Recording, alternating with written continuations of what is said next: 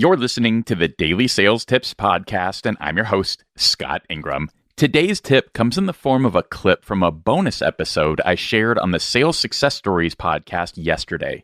That episode is the full audio from Brandon Fluharty's presentation on 7 steps to earning 7 figures in SaaS sales. Here's just a taste. So without even selling anything for the rest of the year, I'm guaranteed to lock in 1.1 million. So over a 3-year average, on about 1.14 million. So it's not just about getting into the 7-figure club. It's about how do you stay there? How do you operate in a unique way at an elite level, right? Without burning out, without hustling. That's really what I'm excited to share with you today.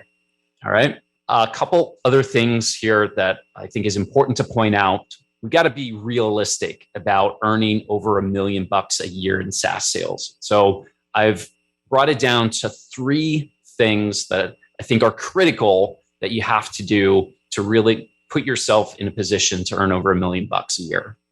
The first thing is you're selling into large enterprises. Again, nothing against SMB sellers or mid-market.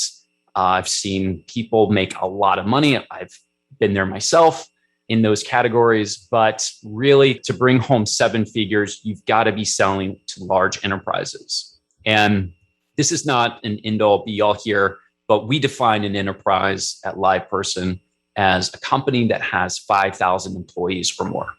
The second thing that's really important is you actually have experience selling to large enterprises. So if you're coming into enterprise selling for the first time, I hope you prove me wrong that you can go right into earning over $1 million.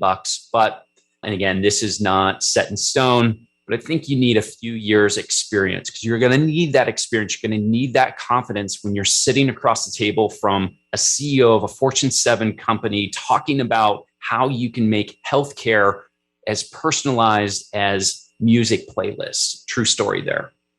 And then the third thing to consider is you're going to need the patience to endure long sales cycles. There's just no way around it. When you're selling transformations, not transactions, we'll be getting into that a bit later, it's going to take a while, right? You've got to go through the proper motions with security audits, reviews, legal, negotiations, especially for net new business.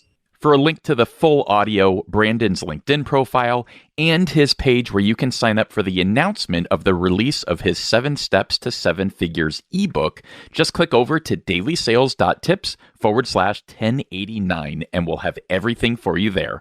Once you've done that, be sure to come back tomorrow for another great sales tip. Thanks for listening.